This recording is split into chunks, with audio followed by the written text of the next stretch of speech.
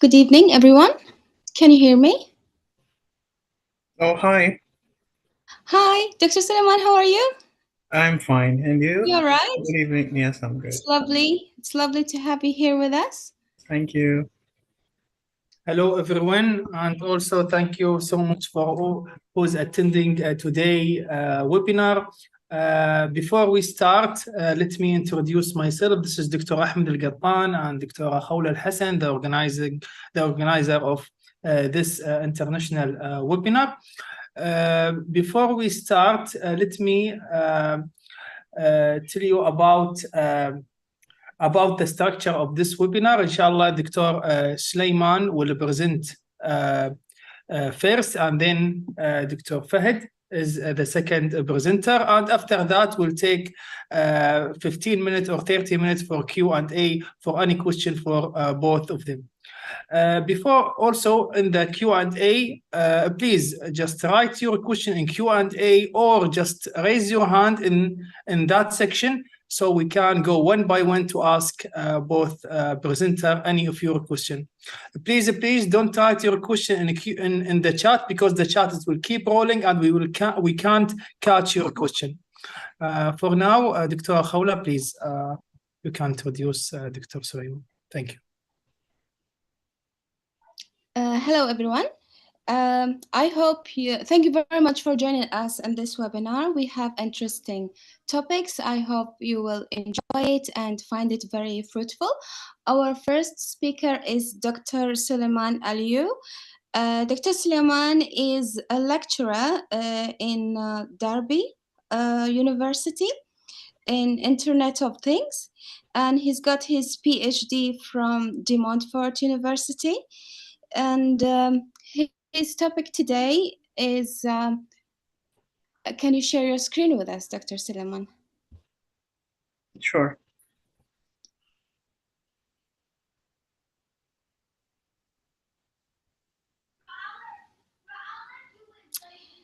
Is going to be Beyond Boundaries, AI, Smart Cities, Business and Research Tools. Dr. Suleiman, whenever you're ready. Okay, I'm ready. Thank you.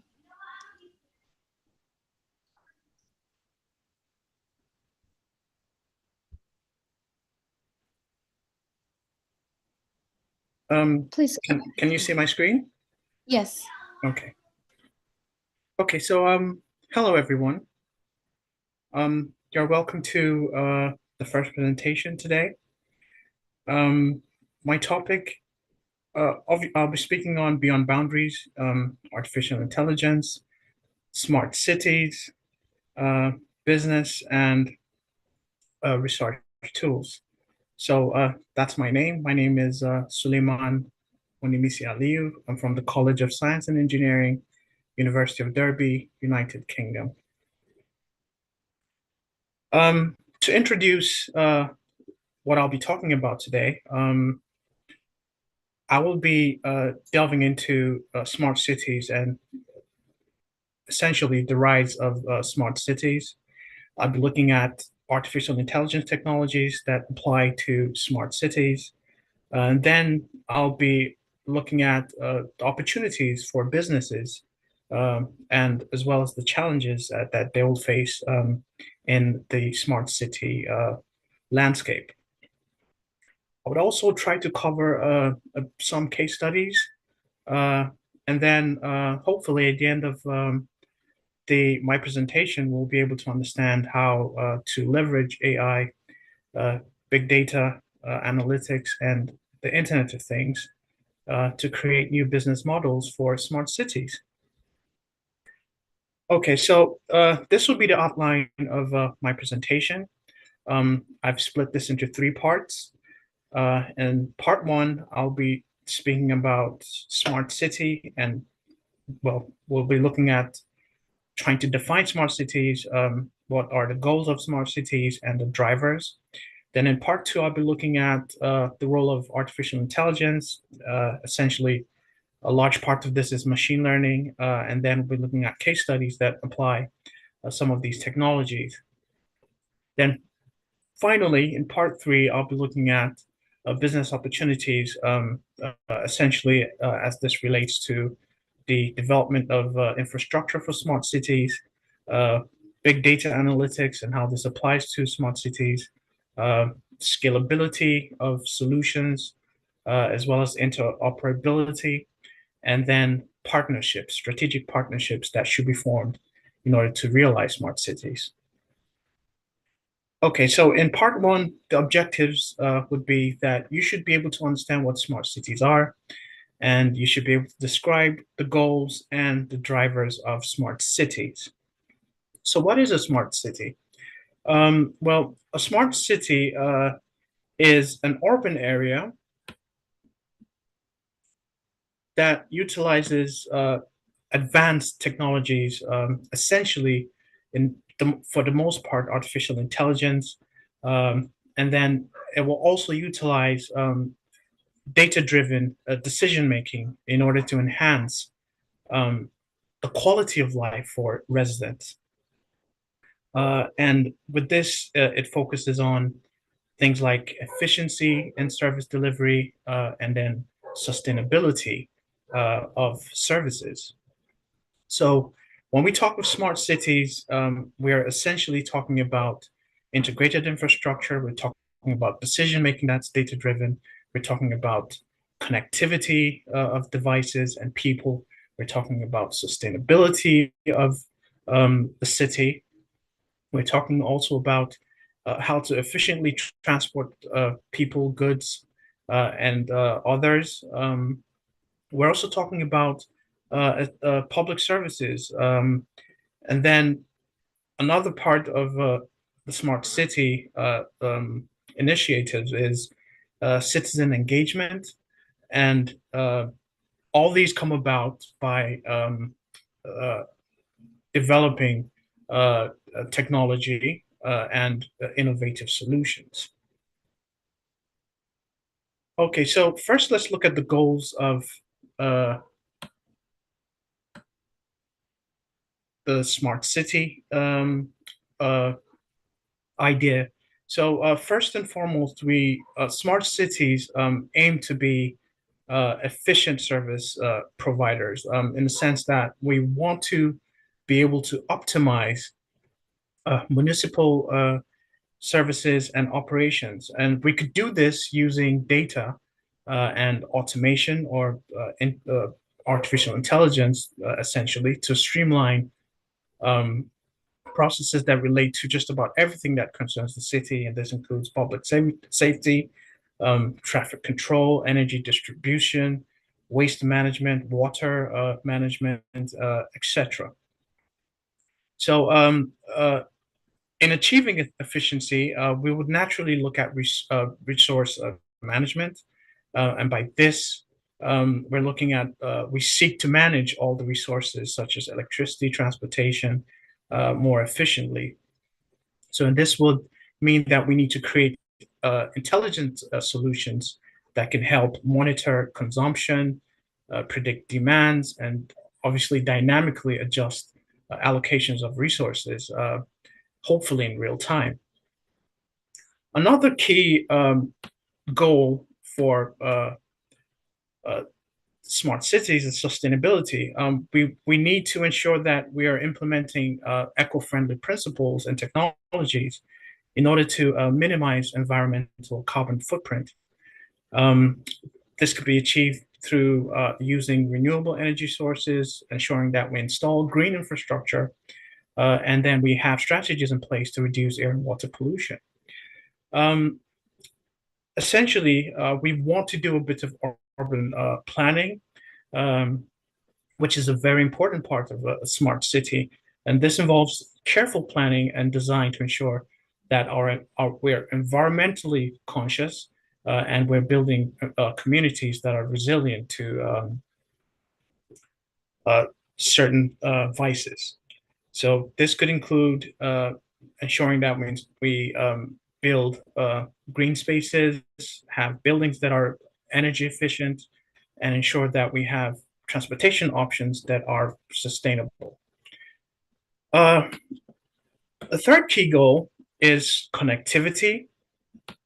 And by ensuring that we have connectivity, we are actually putting in place the backbone for very smart technologies and services for the smart city.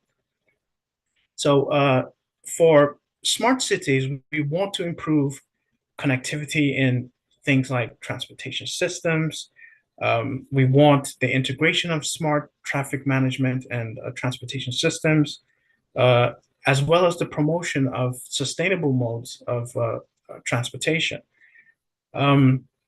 So smart cities emphasize connectivity essentially through ensuring that they have deployed advanced digital infrastructure. They have, and this includes high-speed internet, advanced sensors, and essentially good communication networks. So next we talk about the drivers of smart cities, and the Internet of Things is essentially the ears and the eyes of a smart city, because they collect data in real time from various sources, and then they can help and monitor city infrastructure, which essentially means we can improve resource usage as well as overall efficiency. In case you're wondering, the Internet of Things is just, in basic terms, a network of interconnected devices that are embedded with sensors, software, and lots of technologies that enable them to collect and exchange data. Another driver is big data analytics. Big data analytics involves the processing of large volumes of data that will come from or be generated by IoT devices and other sources in a smart city. So big data analytics will help city planners and administrators make data-driven decisions and optimize city services, as well as being able to predict trends. The third driver here is automation. So we would like to use technology in smart cities to perform tasks with minimal human intervention. This essentially means we want to use a bit of artificial intelligence, although sometimes we do have reservations as to whether artificial intelligence is helpful or not. But well, in smart cities, automation helps us to improve the operations of services in cities.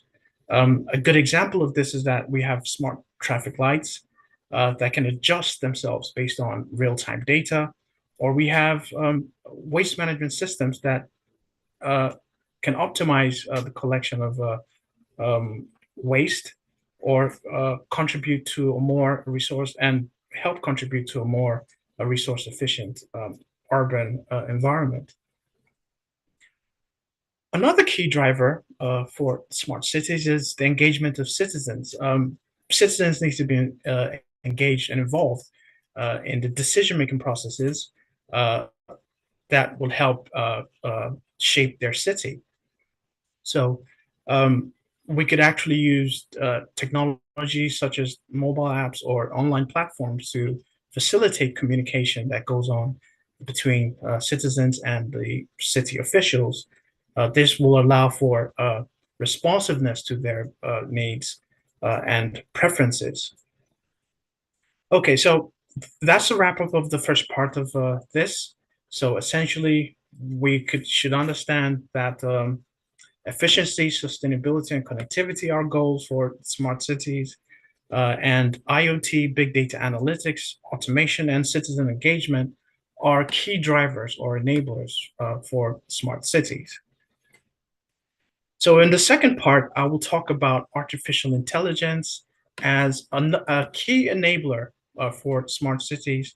And I'll also talk about the different AI solutions that are in place for artificial intelligence for smart cities.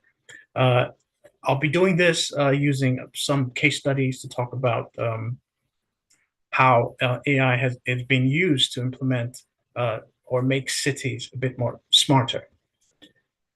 So what is artificial intelligence? Well, artificial intelligence refers to simulating our own intelligence in machines and program them to make them look and learn like human beings. Um, the aim here is to develop systems that can perform tasks without human intervention. And this would include things like visual perception, speech recognition, language translation, and including decision making. So is AI helpful or not? Is it a friend or a foe? The idea here is that although we know AI has potential to bring about innovative solutions to some of our pressing problems, from healthcare to climate change and transportation, etc. It also has the potential to be damaging in the sense that it can replace jobs, it can lead to concerns about unemployment and the need for us to reskill our workforce. Um, the reality is that AI is a simple tool. Well, I would say simple is quite complex, but it's just a tool that's created by humans. And how it impacts us depends on how we implement AI solutions and how we govern them. Um, Next, I'll be looking at AI technologies for smart cities. And in this, I have looked at a couple of applications from traffic management to smart energy management. For example, in traffic management, we have AI-powered traffic systems that essentially collect data from IoT devices, and these could be cameras, uh, se sensors to capture temperature, humidity, and other types of sensors. And we could essentially use this data to inform or optimize the flow of traffic through the city. Um, we can also use this data to come up with predictive analytics that would allow us to anticipate if there'll be congestion on the roads, and also allow us to implement proactive steps to address traffic issues before. Under smart energy management, we could optimize energy consumption. We could manage the distribution of energy resources. And in this, machine learning can be quite instrumental, particularly to help balance supply and demand, thereby helping us reduce energy wastage, as well as promoting the sustainability of services. Another example of AI technologies in use for smart cities is water management. AI can be used to monitor and manage the distribution, water distribution systems. Again, we can use predictive analytics to help identify either potential leaks or problems with infrastructure.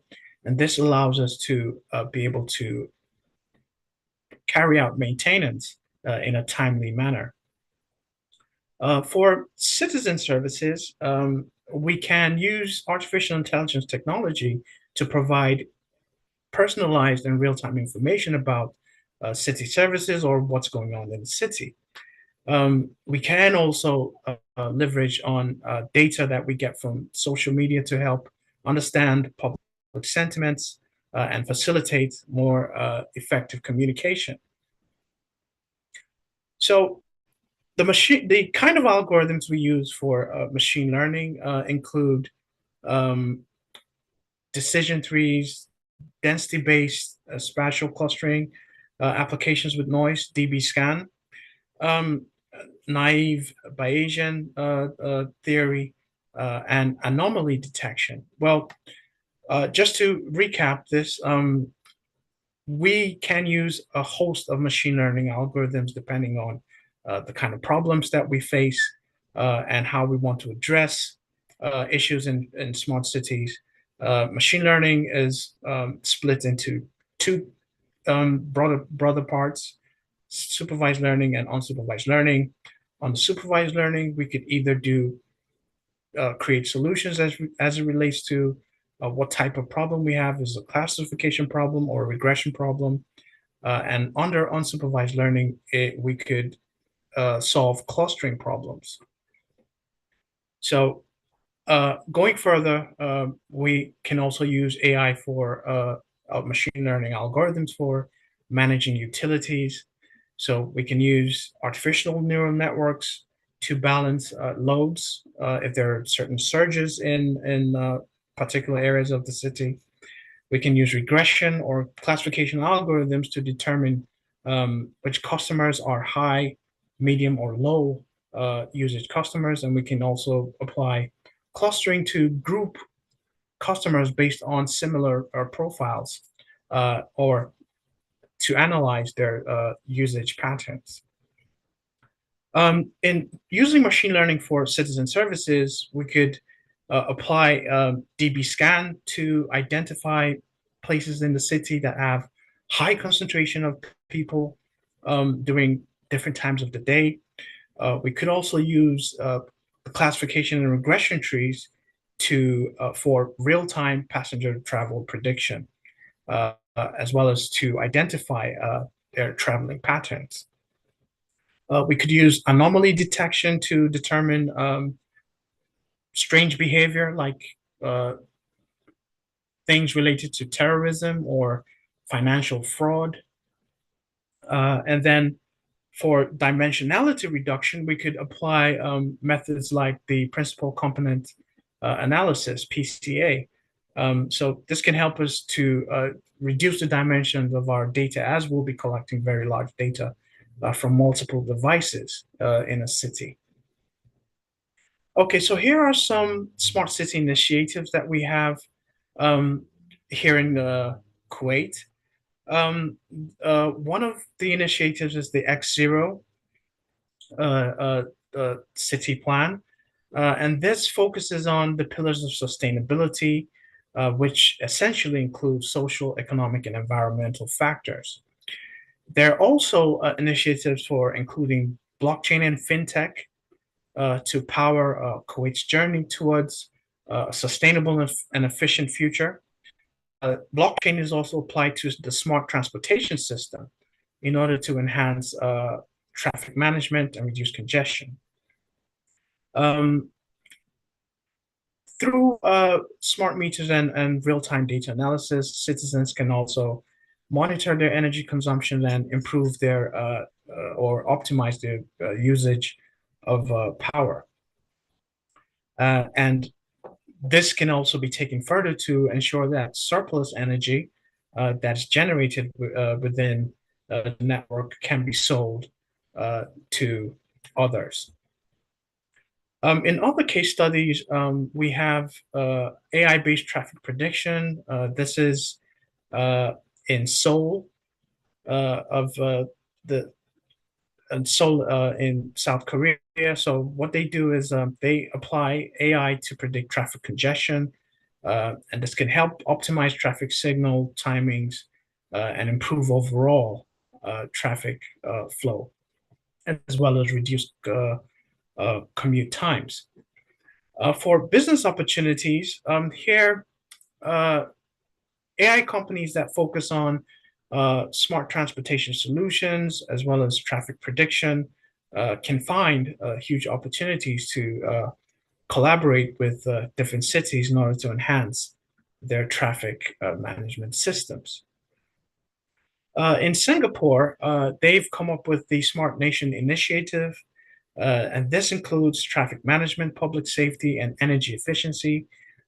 Here, also companies that are deep in AI solutions for urban mobility, surveillance, and energy optimization can find opportunities in the Smart Nation projects. So to wrap up part two, we could say AI technologies and machine learning can help drive smart city applications. Several cities around the world have initiative for smart cities. This ranges from San Diego to Los Angeles, from applications like intelligent street lights to installing infrastructures like the smart poles, as well as Los Angeles applications of predictive policing. So in the third part of this presentation, I'll be talking about the objectives of the business opportunities and challenges that people would face for smart cities. So I would also be looking at business strategies for success in the smart city landscape. So one of the key opportunities for businesses in the smart city environment is infrastructure development. So smart cities would essentially use advanced infrastructure for being able for intelligent transportation, installing things like smart traffic lights, and having infrastructure for autonomous vehicles. It would also mean being able to make our use of utilities smarter. So we should have infrastructures that will be in place to enable us have energy efficient distribution, smarter electricity grids, and smarter water management. So this involves implementing IoT and having sensors, as well as using artificial intelligence algorithms for predictive analysis or predictive maintenance, as well as optimizing the resources. Another key opportunity is to involve in big data analytics and its insights. Because data analytics is important for planning of smart cities, city planners would need to use data to analyze trends in population. They would need to also evaluate environmental conditions to make data-driven decisions. They would be involved in predictive maintenance again. Here, you would need to be able to predict when it will be time to maintain things like bridges, roads, before they actually become critical. Going further, another opportunity is in AI-powered services. Looking into aspects like smart healthcare and smart customer services, there are opportunities in providing analytics for being able to detect disease outbreaks, being able to optimize hospital allocations of the resources, and being able to also provide telemedicine services for its citizens. In addition to this, we can also look at AI-driven chatbots, virtual assistants, and then we can also enhance citizen engagement by providing real-time information about city services and local events. Another important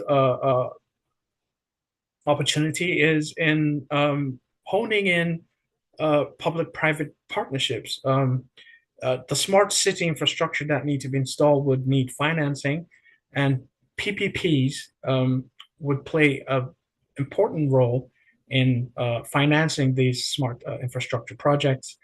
So we can essentially get private entities to invest in managing projects such as the intelligent transport systems, renewable energy, and smart grids.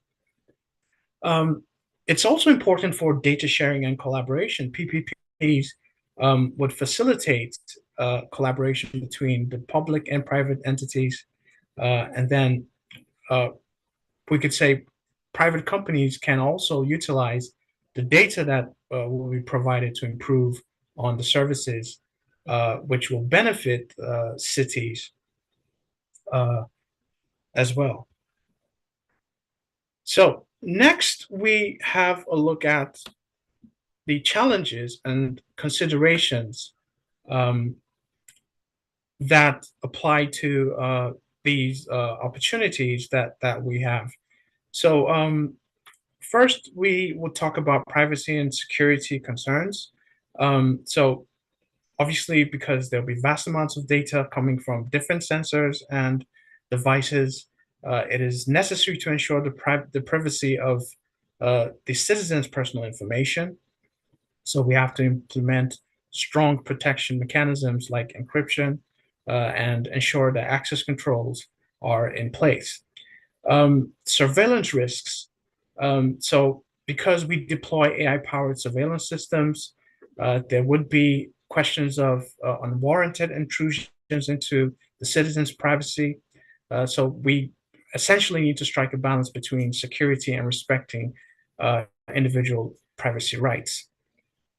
And then cybersecurity would also be quite a key challenge to consider. So by this, I mean we need to protect the infrastructure of smart cities from cyber threats, since AI systems and connected devices will be potential targets for cyber attackers. We need to ensure that there are robust mechanisms that are in place to ensure that there are no data breaches or unauthorized accesses. So another thing we need to consider would be inclusivity. And this would mean we should not widen the digital divide. We should ensure that all citizens, regardless of the socioeconomic status, have access to and can benefit from smart city technologies. We need to ensure that the applications or services are user-friendly, and this would mean that we need to include considerations for people with disabilities or those who may not necessarily be technologically literate. Then finally, we need to ensure that smart cities involve the community in order to understand their needs and preferences. This ensures that we align with the diverse requirements of our population. Then another key challenge would be regulatory and ethical issues. Data governance is of utmost importance here. It's quite critical because this would include us defining who owns this data, whether we have consent to use this data, and also defining the limitations on how we share this data. Also of equal importance is algorithmic bias. We know AI systems are necessarily algorithms, and sometimes they might perpetuate biases that exist in the data it uses for training. So it's essential to ensure that um, the algorithmic bias is continuously monitored, and efforts are in place to ensure that we are fair and equitable in the results we use from the application of these algorithms. And then finally, compliance and standards. Smart city businesses need to ensure that they navigate the legal frameworks that related to data protection, cybersecurity, and the ethical use of uh, artificial intelligence. So next, I would talk about the current and future trends that we see. So the integration of 5G and 6G network infrastructure will significantly impact smart city infrastructure. And this will happen by increased speeds and bandwidth that enables us to have more reliable communication, between devices. And this will also enhance the capabilities of the artificial intelligence based applications that will be in place. So the impact of this is that we will have more responsive and efficient AI-powered services in applications like transportation, healthcare, and emergency response. Another key future trend would be the use of edge computing for artificial intelligence. So AI and edge computing will become more prevalent in the sense that we would allow data to be uh, processed closer to the source of these sensors or devices rather than relying on distant clouds. This could also have implications for privacy as it relates to ownership of data as well as regulations. So, um, Edge AI will be crucial for applications that would require real-time decision making, particularly for smart traffic management and public safety.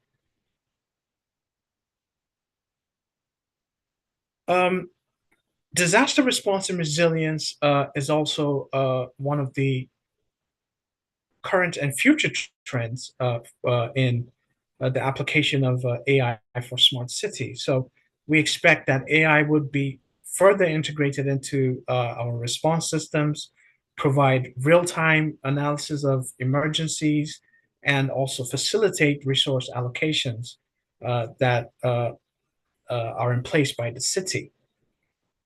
This would naturally improve our situational awareness.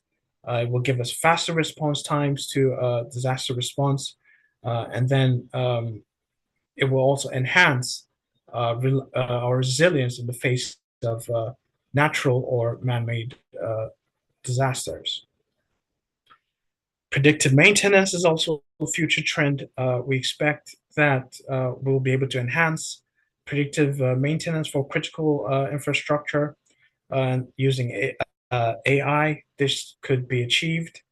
Um, so what this brings is that we'll have proactive identification of uh, potential issues. We'll have reduced downtime for services, and then we'll be able to maintain uh, uh, we'll be able to carry out maintenance activities that would help make our city more resilient and also help us implement sustainable urban infrastructure. So these are the recommendations for businesses. First, we need to understand our local needs and regulations. So we need to be able to understand that conducting thorough market research to identify specific needs, challenges, and the regulatory landscapes of the target smart cities is important for a business. So what this entails is that we need to make sure we tailor solutions to meet the local demands and ensure compliance with regulations to enhance our acceptance in that market. We also need to, as a recommendation, develop scalable and interoperable solutions. So focusing on solutions that are more accommodating and interoperable with existing solutions would help us facilitate seamless integration, and it would also position your business as a reliable partner for implementing solutions across the city. And building strategic partnerships is also an important recommendation for business.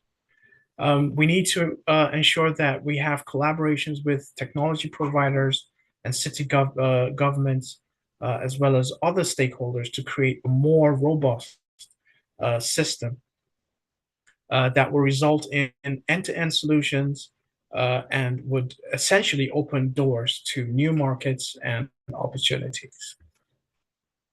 So in the wrap up from the third part, we can say that opportunities can range from infrastructure development to big data analytics, as well as public-private partnerships. We can understand that challenges include things like privacy and security, inclusiveness, regulation and ethics, and then strategies for businesses to ensure that they succeed would include things like understanding the local needs, regulations, building scalable and interoperable applications, as well as forming strong strategic partnerships. So in summary, we could say smart cities would improve the quality of life of citizens. IoT, big data, AI, and machine learning are very important technologies. There are opportunities as well as challenges for new businesses in the smart city market. So I have a couple of resources for your further reading. I would have loved to have given a more expansive list, but due to time and space, I just suggest you could read some of these books or articles to help improve your understanding. Thank you for listening.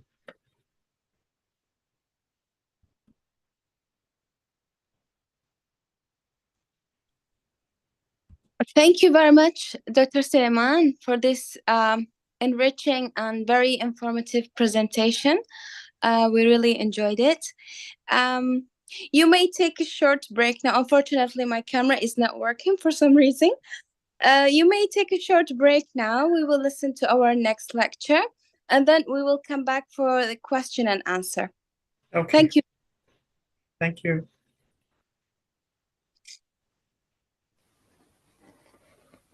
Thank you so much, Dr. Suleiman, for your interesting presentation. And inshallah, we are looking forward for questions after our second presenter. So our second presenter is Mr. Fahd Ibrahim about the artificial intelligence tool in academic research.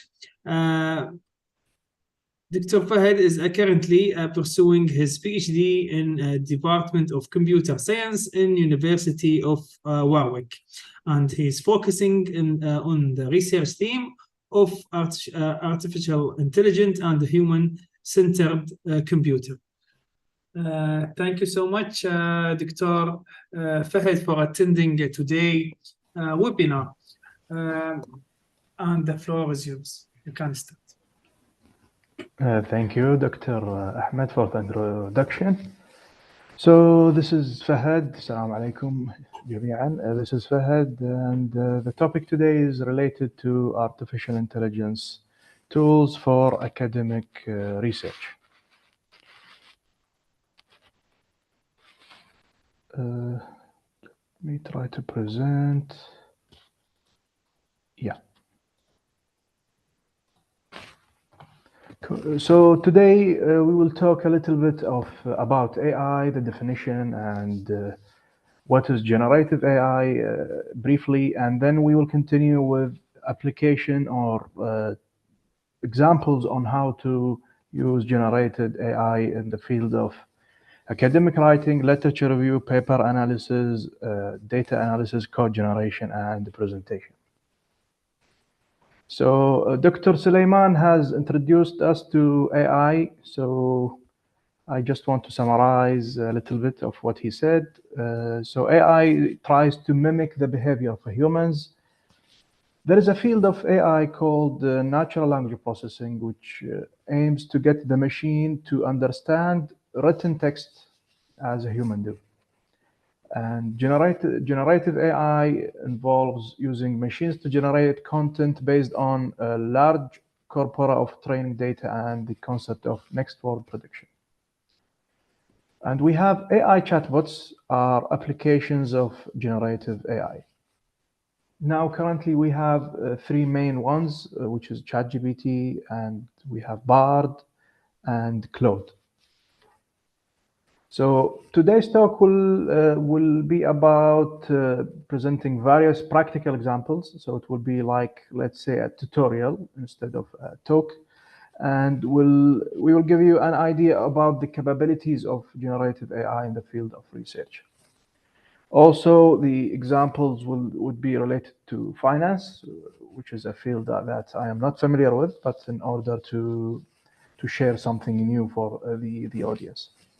And the generated output of the examples is long, so it has been reduced or shortened for readability purposes. So we will start by simple stuff, then we will gradually speed up. So we can use the AI chatbots. For example, here I'm using ChatGPT in proofreading. For example, if we have this sentence, it has everything is wrong about this sentence. And ChatGPT is able to produce a correct sentence in regards of syntax and spellings, grammar. So here, for example, it's a peer-to-peer. So it's here peer-to-peer, and it's not a traditional system. It is an alternative to a traditional payment system. Also, we can use the AI chatbots to address a certain tone. For example, academic, business, industrial, commercial, general audience. For example, here, the same sentence, I'm telling it to the chatbot to rewrite it in an academic way. So here you can see some words like enigmatic, pioneering, and you have diverging, which are usually academic words. And you can use it also for summarization. If you have a long content that you want to be summarized for you, that you can, for example, here it's a four lines. It is summarized into 2 lines, and here it's trying to get the whole major key ideas in the paragraph. Okay, simplification also. So if we have something that is difficult to understand for in a technical point of view, you can ask the chatbot to give you an idea of the general audience, for example. So here, this is very technical, and here it's having mysterious and does not rely on banks, which is everybody knows what a bank is. So here it's simplified a complicated paragraph into an easily understandable paragraph for general audience. A quick example on British American. For example, utilized should be in the American it's a Z, in British it is an S. Sometimes these minor stuff matters in the publication. And also passive active, if usually we use the passive voice in academic writing. Sometimes you have a complicated sentence, you would like to convert it to passive. It also can compare it to passive. Okay, moving on. Academic synonyms, sometimes we use words, for example, develop, conduct, and these kind of words, we use them a lot. So instead of repeating them, we can ask the chatbot to give us some other synonyms, but we need to check which one is more suitable based on the context. Also, we can ask it to give us a comparison between two entities or between two things, two stuff. And we can also mention the criteria of what we are trying to compare. For example, here we can say in terms of this and that. So this is an example that compares Bitcoin and Ethereum. Okay, now let's go to conferences. So the chatbots also can suggest some conferences.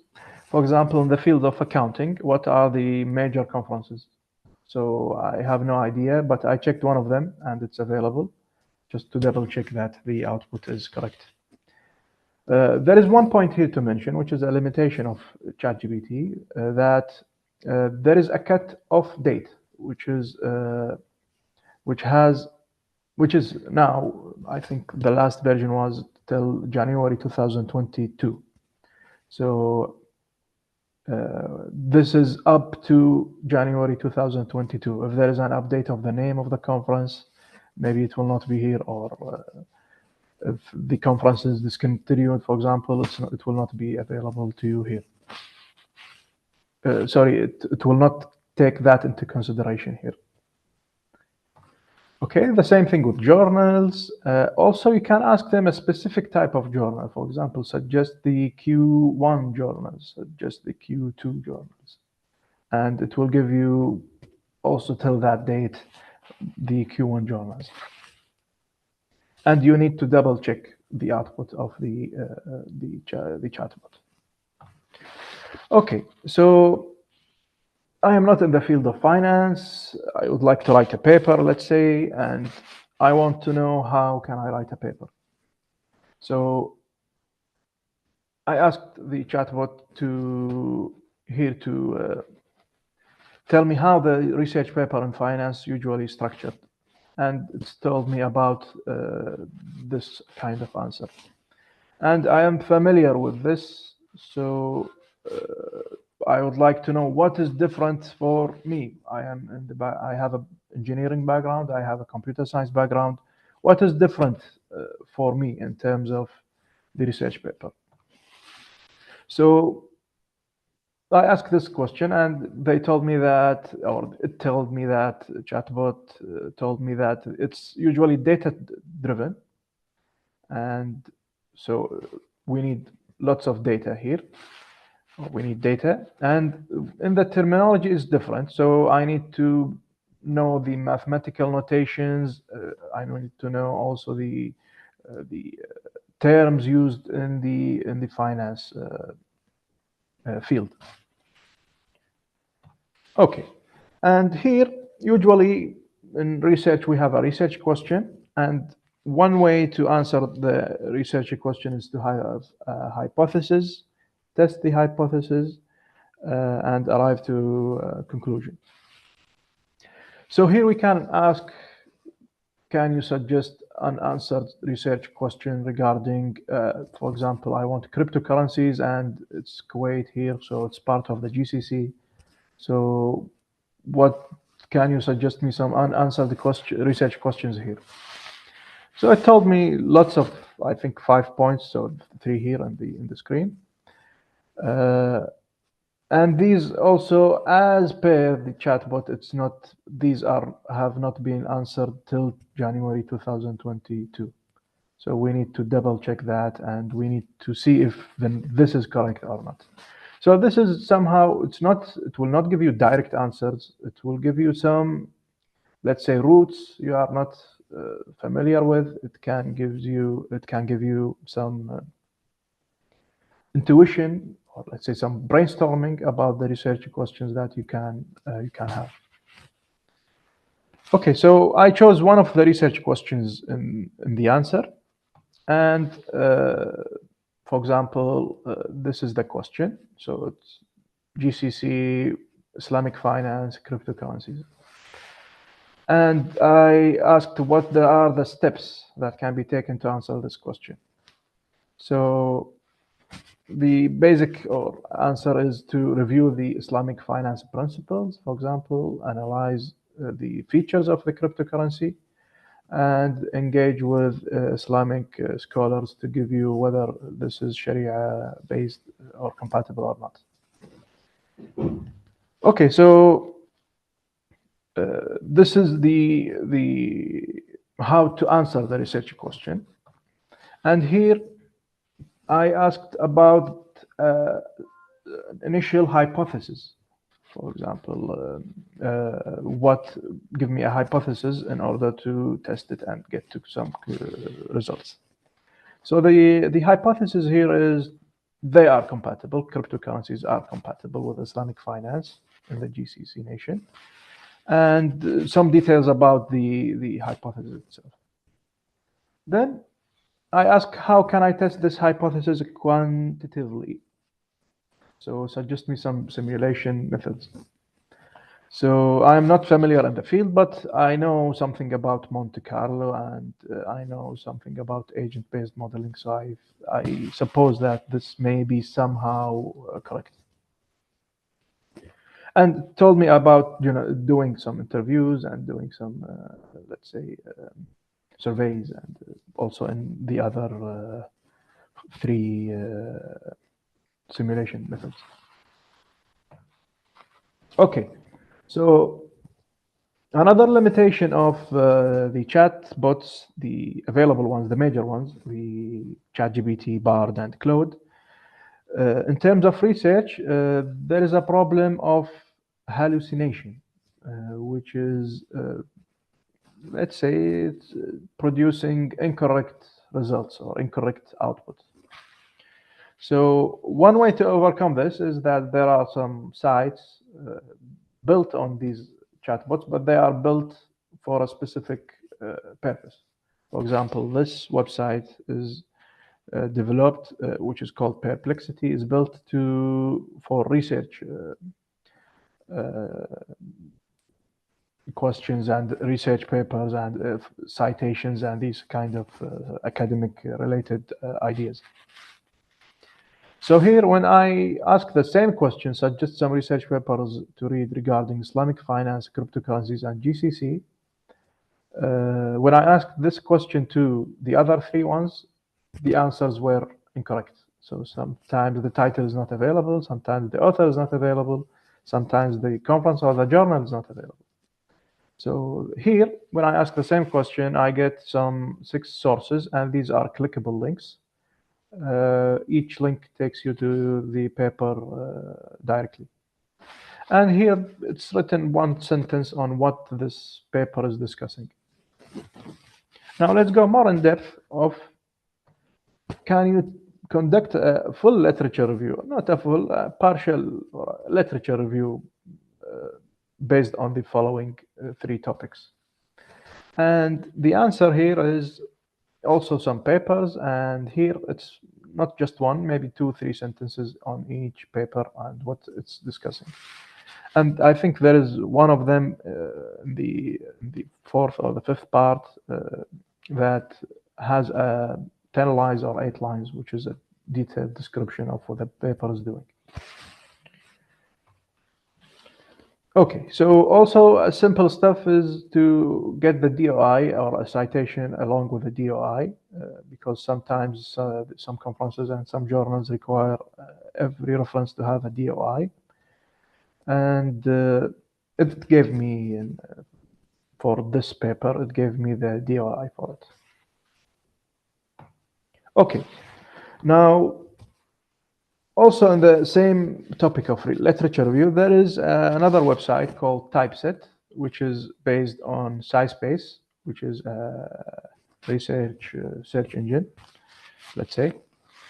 And when I wrote the same topic, I got some overview of the top 5 papers, for example. So here is an overview of what is this topic and what it's doing.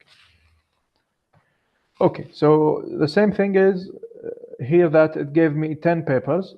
So papers here doesn't mean just the paper. It can be a book chapter, it can be a journal or a conference or whatever has been published. And here, for example, it gives you an insight, which is what this is discussing briefly. So I chose one of the articles. I think this is a conference paper, which is the compatibility of cryptocurrencies and Islamic finance. And here there is an abstract, and I can see the view of 14 other related papers. And here in this paper and in this website, you can ask the website to a certain questions or any type of question that you would like to ask in this paper, for example. So here are the sample of the questions that can be asked in this paper and the other paper. So explain the abstract in 2 lines, conclusions, results, methods, introduction, summarization, contribution, practical implications, limitation, literature survey, the data, future works, and related papers. And you can ask other questions as well. So here, just to see if this is working correctly or not, the abstract, I asked to summarize it into 2 lines. These are more than 2 lines, but this is less than the original abstract. So when I have read this, it's correct and it's related to that abstract. Okay, so I can ask about the contributions, and I can ask about the aims and whatever the limitations, whatever question that I would like to ask. And not all the answers will be perfect, but it may go over an idea, or it may give you an idea of what's going on. Okay, so sometimes in the literature review, you'd like to know the history of a paper, or who was the first to work on a certain field, and what's the most recent paper in that field, for example. And you would like to know the structure or the flow of the ideas in the papers. So here, this is this website, and there is another website that creates, and there are multiple ones also, that creates like a map of the references, how these are related, for example, and which one was the first, and which one initiated, and which paper was cited by which author. So here you can track the research papers in a certain field. And also each paper gets you to a page where you can view and read the paper. Okay, so now we are done with a little bit of technical writing or academic writing. Then we discussed about the literature review and some ideas of how to get a literature review. Now let's do some paper analysis. Let's take a paper and ask questions. We have done that in the previous typeset, but this will be more in depth, for example. And you can get a PDF, any PDF that you have, and you can upload it to Claude, which is the second chatbot to be discussed today. So the first one was ChatGPT, now the second one is Claude, and Claude accepts PDF files. So I took one of the papers by Dr. Ahmed, which is the organizer today, and I'm trying to see what I can get out of this paper as an engineer, for example, or as a computer scientist, which is not familiar with the finance field. So here, when I read this, I didn't get what is economic factors and what is this. I didn't get that. Also, then the doctor explained what is economic factors, what do economic factors mean, but and the rest was okay to me. For example, of course I know what is Bitcoin, but just for asking a question of what is Bitcoin. So also when I read the paper, I didn't get what is this GEL classification. So I uploaded the paper into the cloud, and now let's see which questions can I ask the paper.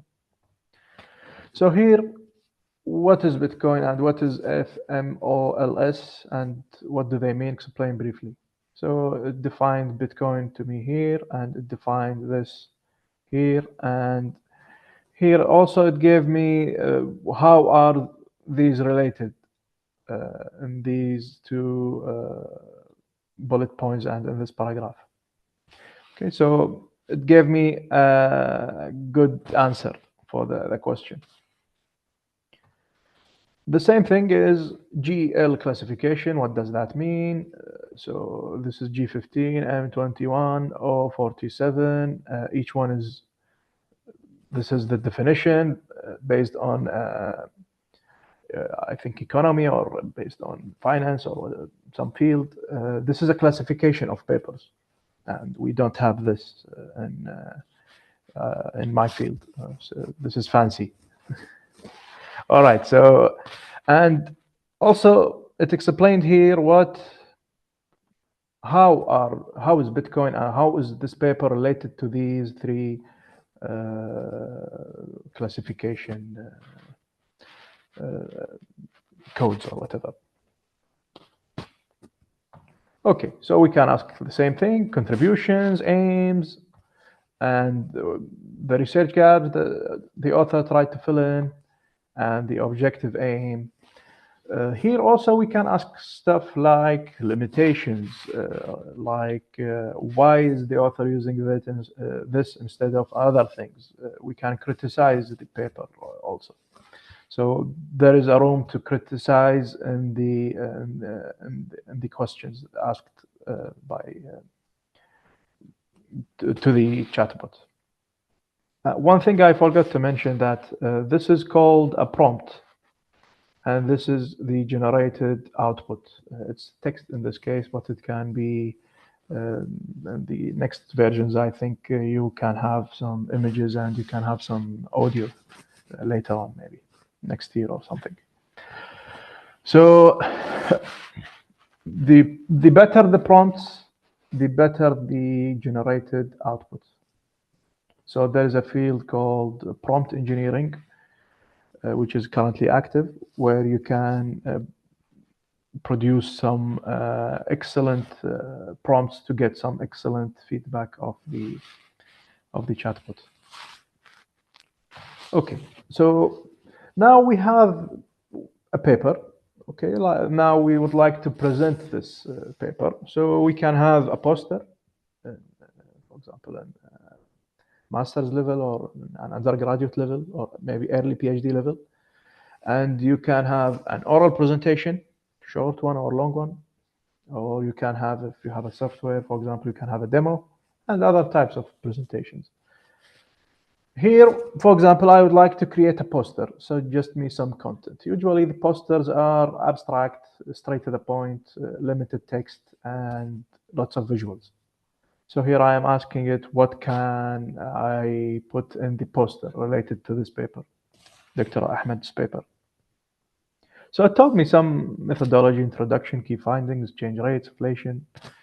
And here it also international trade, conclusion, visuals, references, acknowledgement. So here the visuals are very important, for example, in the case of the poster. And also it's telling you an overview of what the poster should include. Now let's move on to a presentation.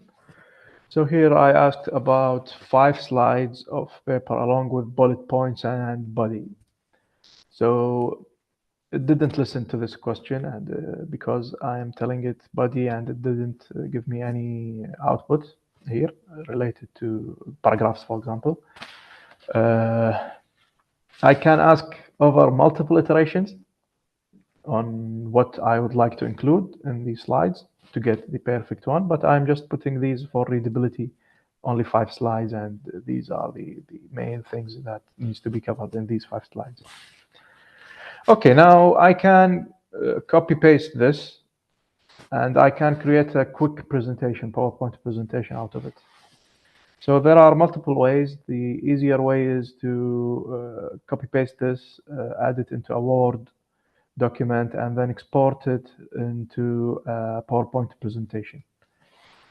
You can choose the design that you would like to select, and for example, I selected the plain one just for explainability. So this is the output that I got. It's not perfect. For example, the author affiliation is not available here. And here, for example, this is slide 1 needs to be removed, slide 2, slide 3, 4, and 5. And I can ask about the content or the paragraphs that can be added, and also the visuals that can be added. So I can customize the output as I would like, and I can then export it to a PowerPoint presentation. So this can be a starting point for a presentation, especially if you wrote the paper yourself. Okay, so now let's perform some data analysis. Here we have a simple example of Bitcoin prices, yearly open and close from 2018 till 2022. And I put them as normal text here. Okay, and this is Bard. Why I'm using Bard? To mention some features that are not available in the other ones. For example, here it gave me a table by itself. It gave me a table and it added the change column here, and I can export this table using Bard to Google spreadsheets, I think, Google Sheets, which is their version of Microsoft Excel.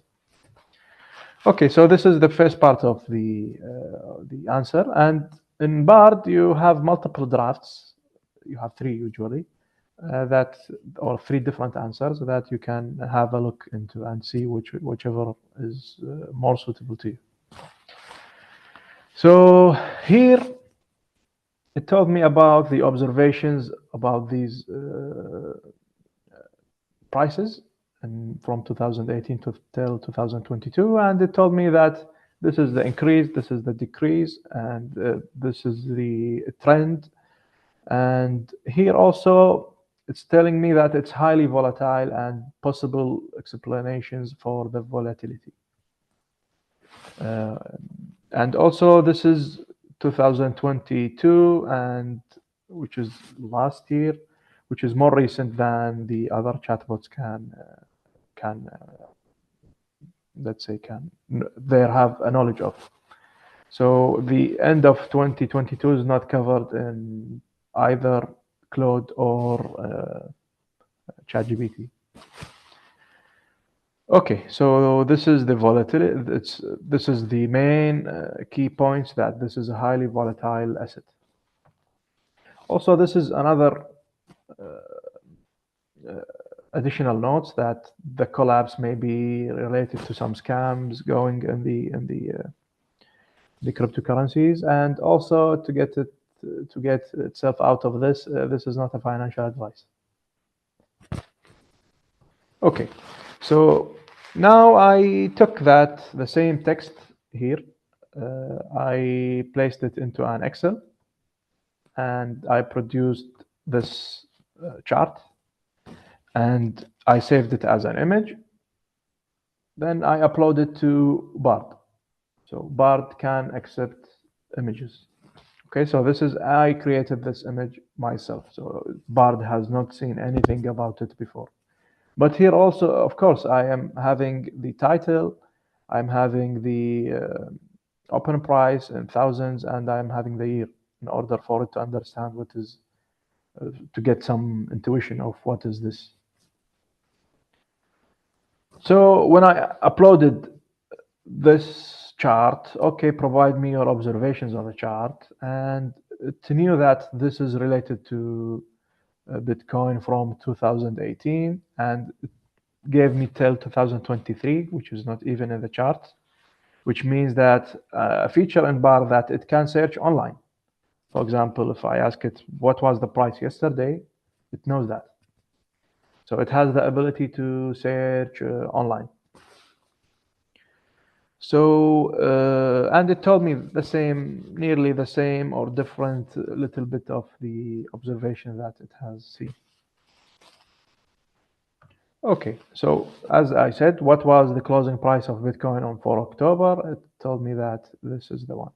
Also, I asked Bard about the World Cup in 2034, inshallah, and where was it?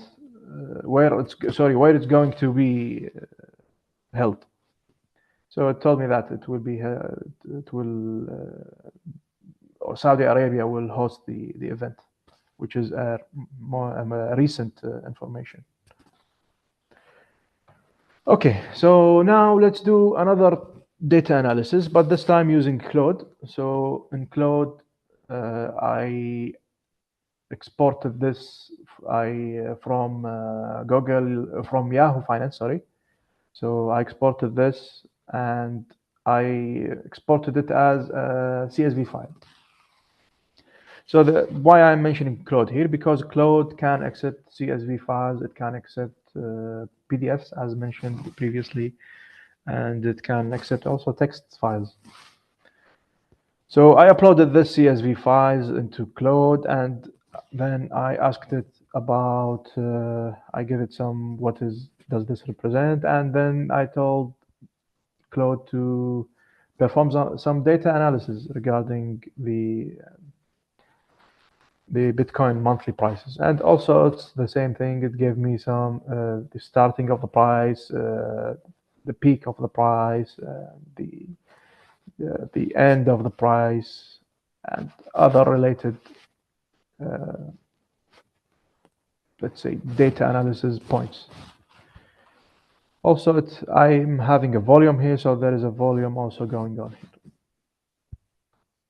Okay, so now we have discussed many stuff related to academic research, which is like academic writing, literature review, paper analysis, data analysis, presentation.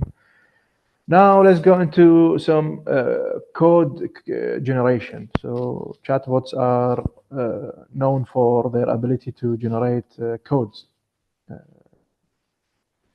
I will not go deep here. I will just say some simple examples related to Excel.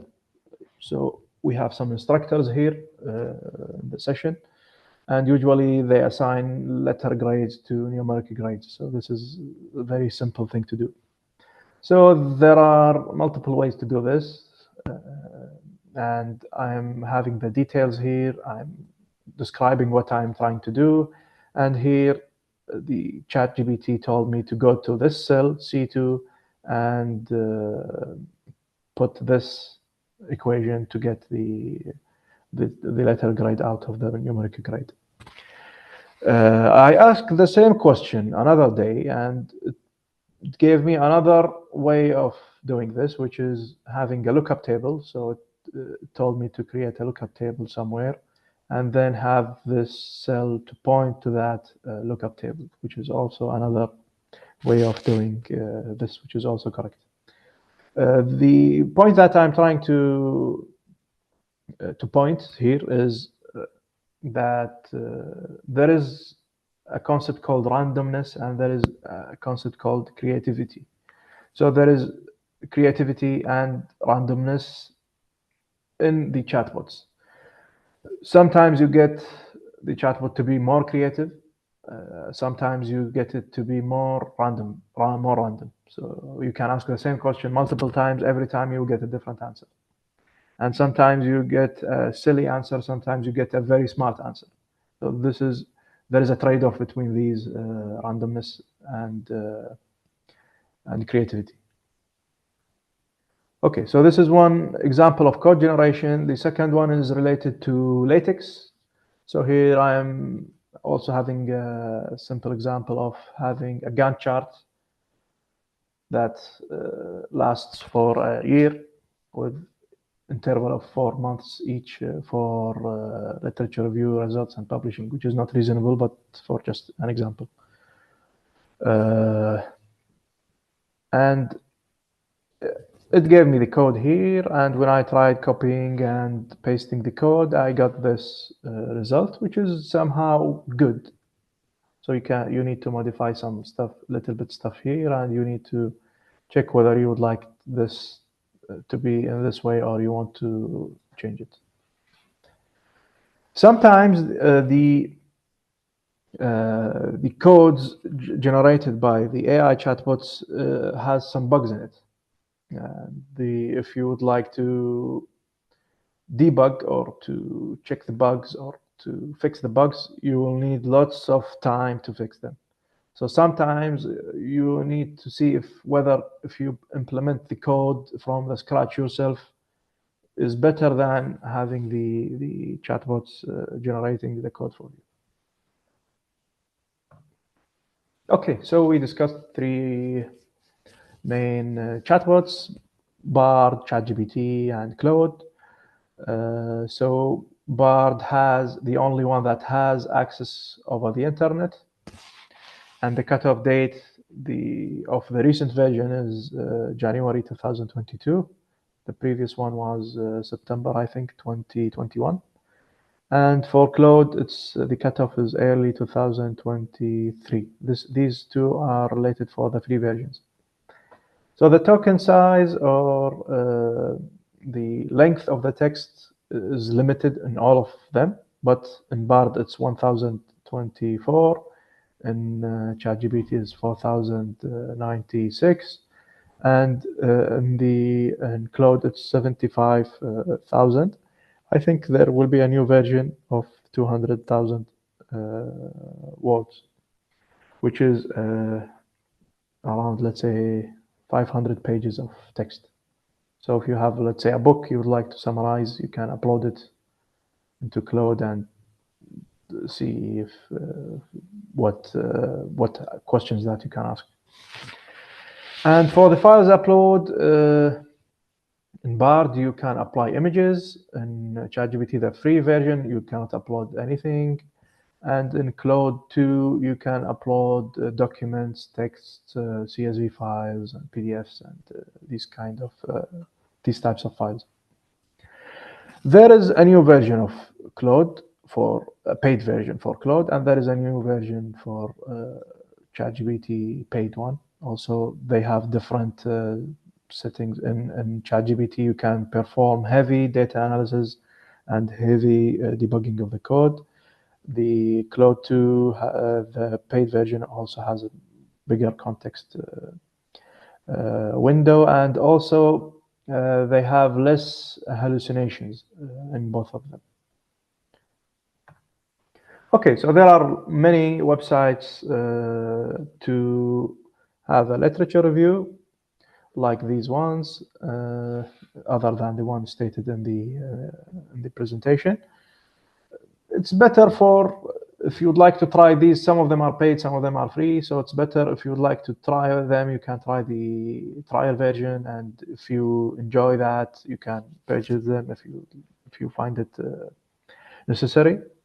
It's better to use emails other than the daily usage emails. For example, if you use daily email and some of these gets hacked, and maybe you'll get affected. So if you have an email that you use for Wi-Fi, airports, some public internet connection, you can use them also for these kind of websites, in order also not to get annoyed by lots of promotions and lots of emails and updates and offers. Also, it's the same thing, paper analysis. We discussed Claude and Typeset. Also, this chat PDF is also famous for the same purpose. Also, Explain Paper is also a good one. So it depends whether you feel comfortable with on which one, or whether you feel that the best for you can choose. Okay, writing tools. So Grammarly, promotions and advertisements are everywhere.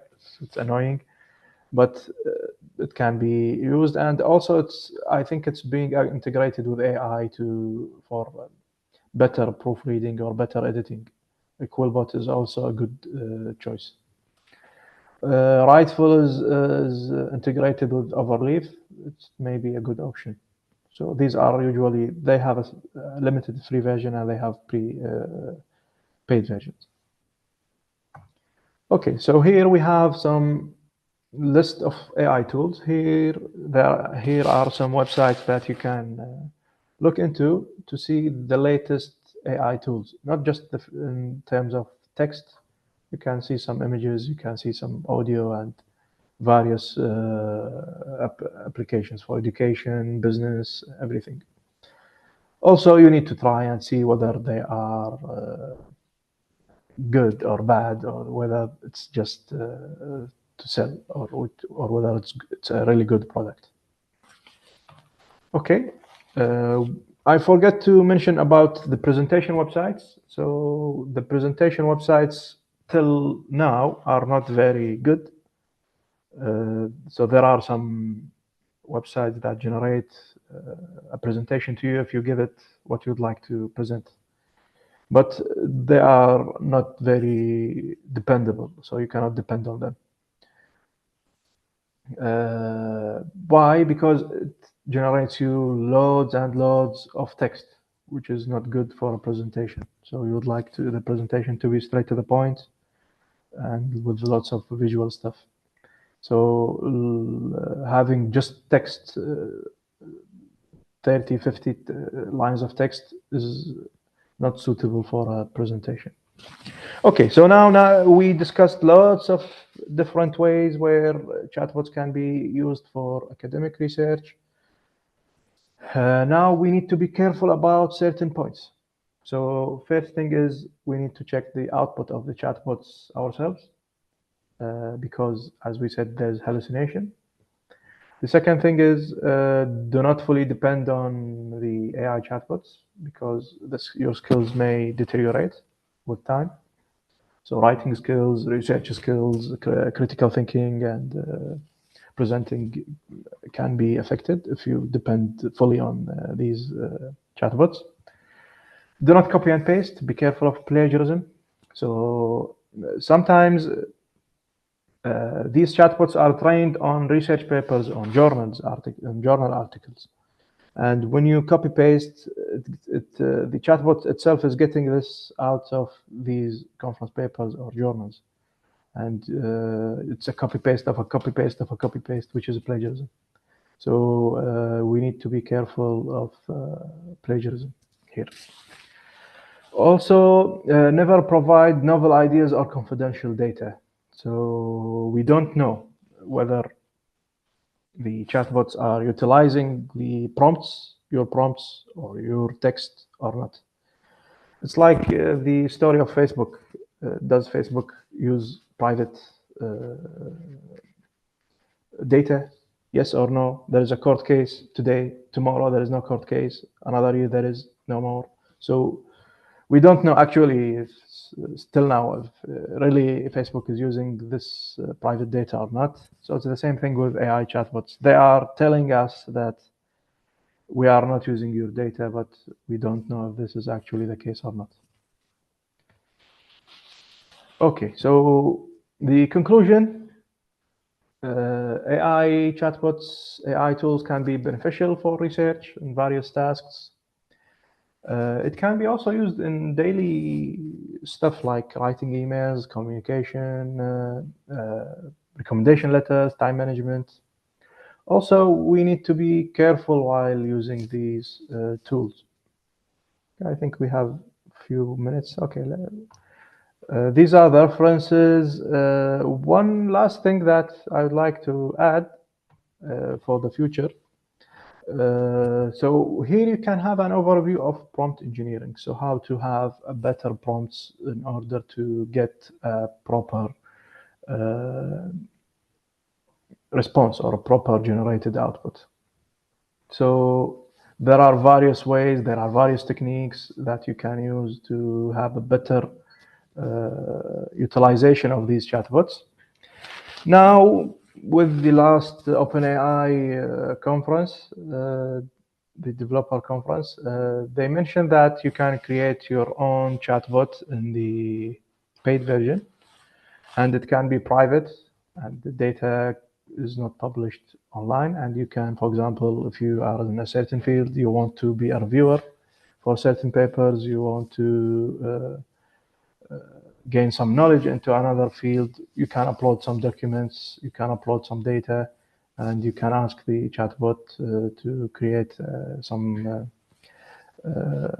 good chatbots. Also, you can use it for business, you can use it for education in various ways. So currently, I think it requires programming. I think in the future, maybe you can use it with a few clicks. You can create your own private chatbots.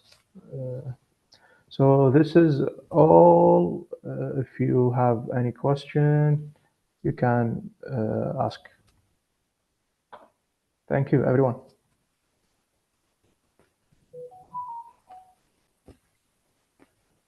Thank you so much, Dr. Fahad, for your interesting and very useful webinar that you presented today. Thank you, really. It's really useful, and inshallah, we'll have some questions. Before that, yeah, let's have, if you have any question, please, you can raise your hand or you can write in the Q&A any of your question.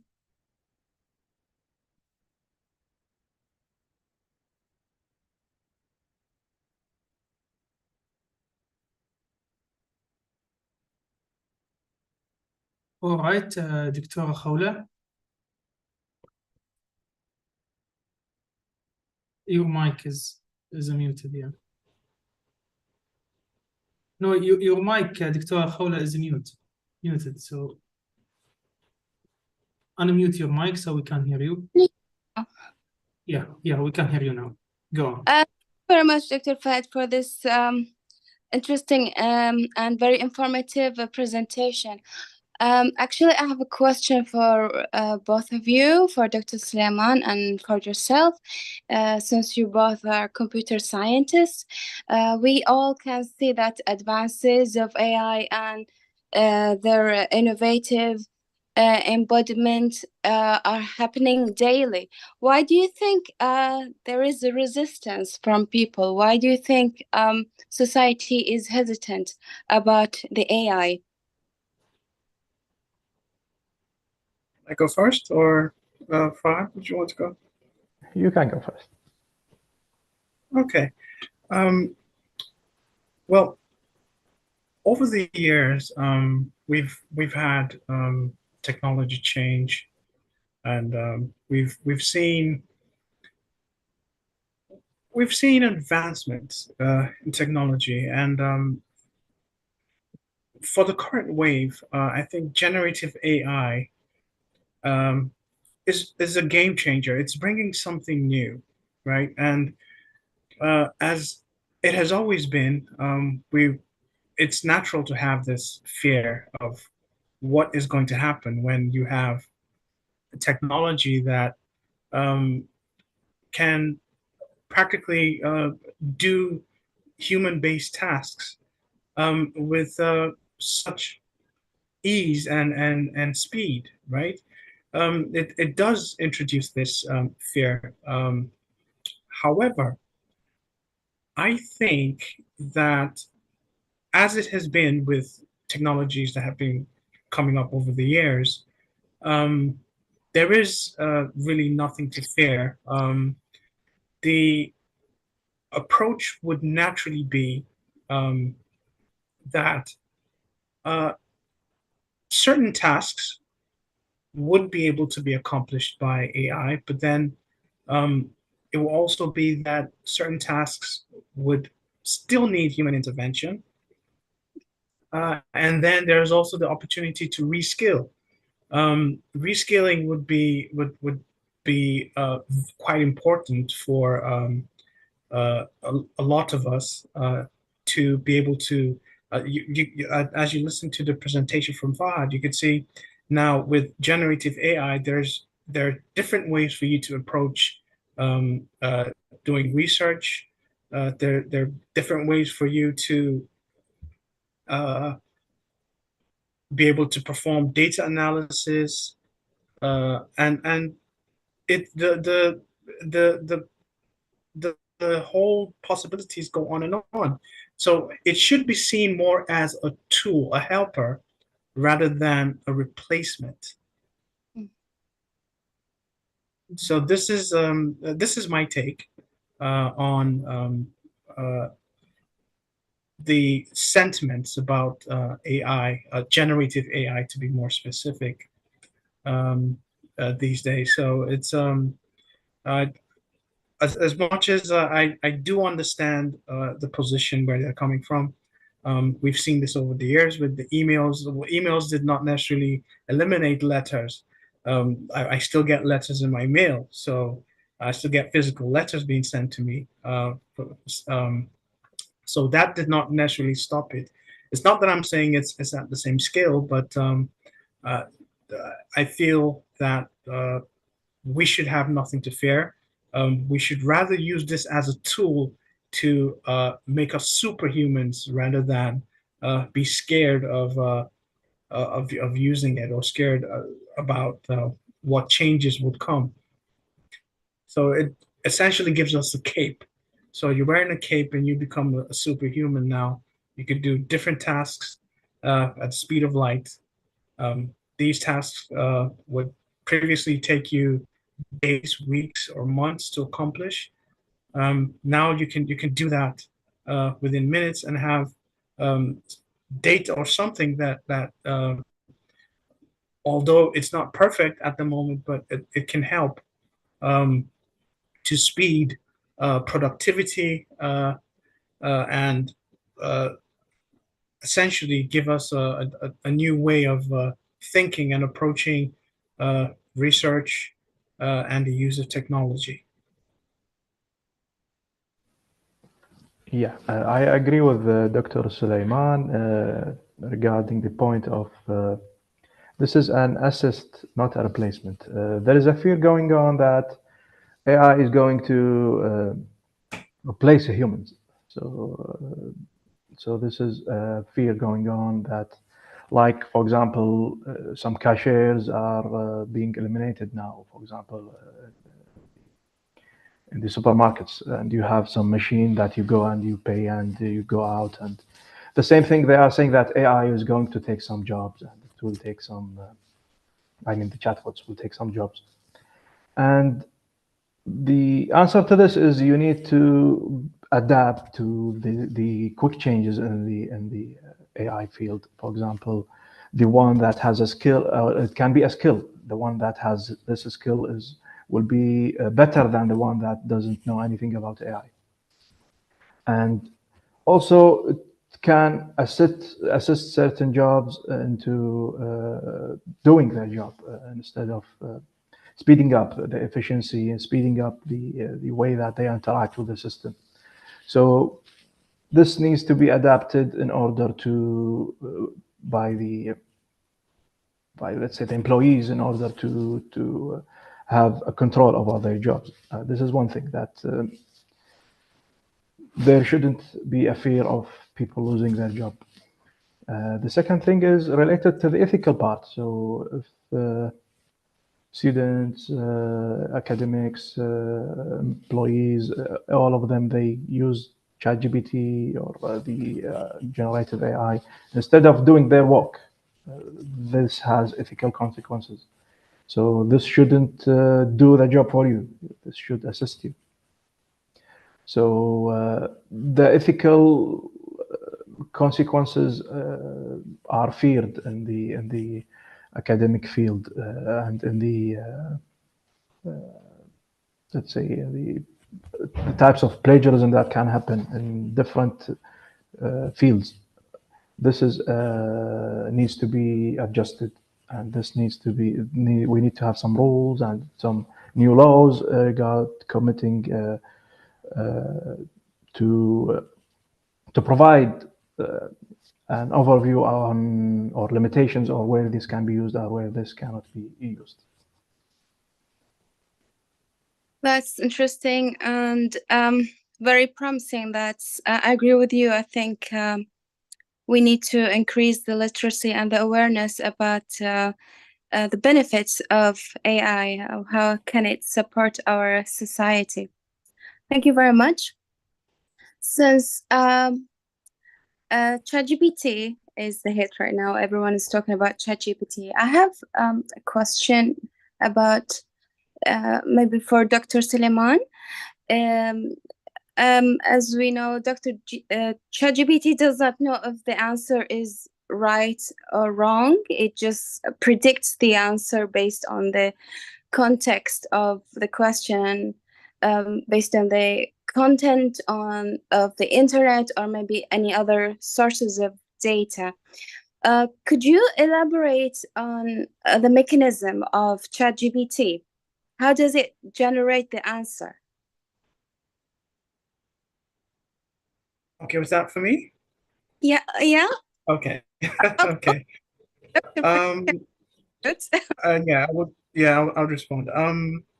Well, ChatGPT is based on the generative pre-trained transformer. It's based off this GPT model.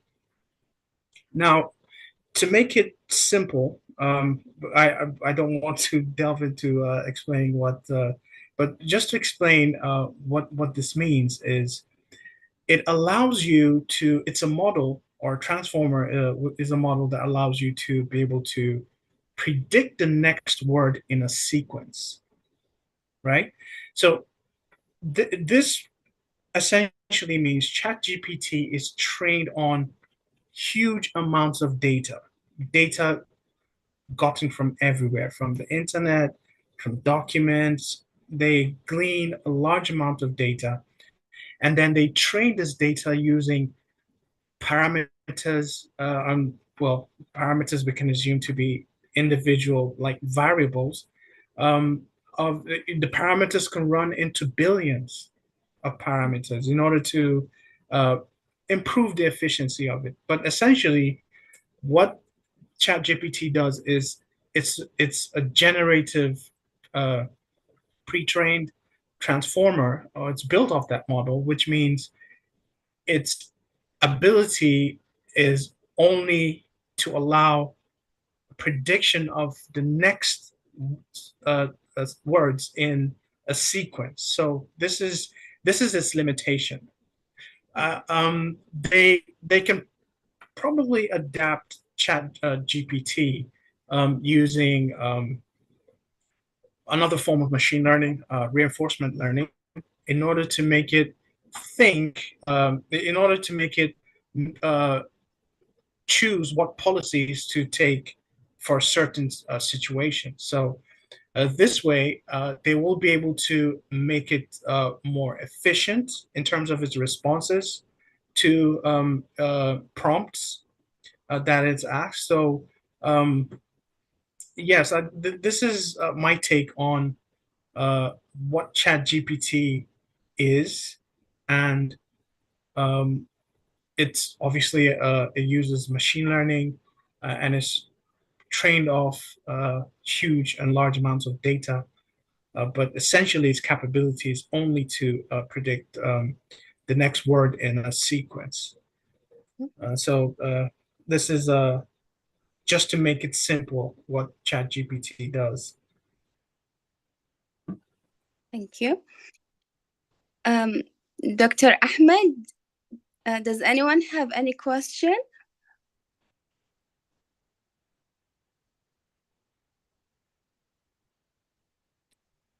Right. Dr. Salman, you mentioned that AI techniques are being used in the healthcare and smart cities. Um, so AI tools like even ChatGPT can analyze medical data and with the speed and with high speed and accuracy. And ChatGPT version 4 achieved 90% better responses than the average physician. Do you think we have to worry about that? That even the ChatGPT can diagnose a disease? I mean, like, can they depend on the ChatGPT, or we should be happy with this accomplishment with AI? What's your take on that? It's quite difficult. Interesting, difficult question. Yeah. Well, at the moment, I would say ChatGPT does tremendously well on certain tasks, but then on certain tasks, it also does really poorly, right? So it's and when it comes to healthcare or the health sector, I think, in my opinion, we need to tread carefully when we rely on models that are entirely generative. It's still at this point, I think, a bit too early to tell the effect this will have on healthcare. But my sincere opinion is that yes, AI models, machine learning is very helpful when it comes to being able to interpret large amounts of data, large volumes of data. But then again, in certain cases, you can inadvertently introduce some form of bias, and this will lead to unfairness in applying these models. And if you apply these solutions into policies, then it can actually go the wrong way.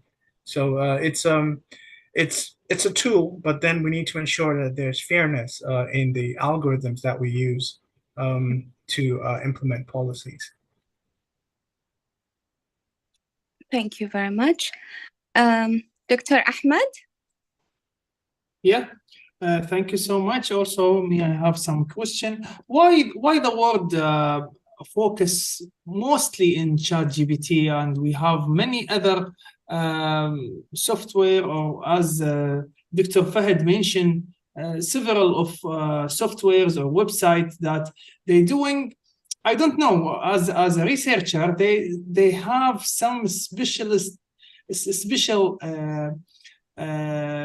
things like searching for something or research or some that GPT doesn't have this option. Also, the thing that up to date PDF and other stuff that also GPT doesn't have this option. So again, my question: why GPT? Yeah, for both. Fahad, okay. Yeah, so it's marketing. So I think this is the answer. OpenAI did a good job marketing the ChatGPT as the first AI chatbot, and the other two, which is Anthropic and Google, didn't do good marketing. I think some of my friends and colleagues, they don't know what they are even. So they have no idea about being Bard or Claude, especially Claude. Nobody knows it in my group of friends. So it's bad marketing. It's not bad marketing. They didn't do good marketing for both Bard and Claude, while ChatGPT gained lots of marketing, and it was also the first generative AI chatbot. Dr. Suleiman, if you have something to add. Yeah, I wholly agree with him. It was a situation of who was the first in the market, and ChatGPT did a good job of being able to promote themselves.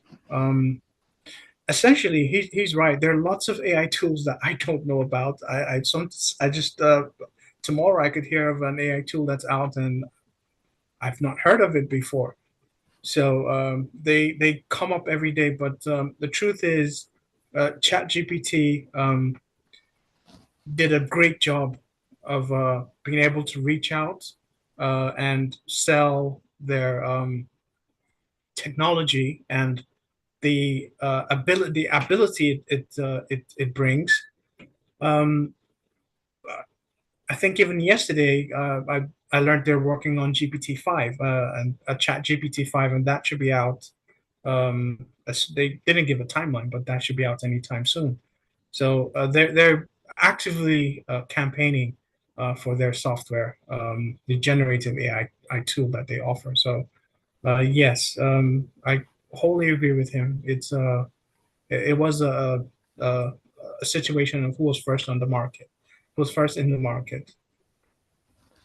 Also, one more point is they have a contributing community.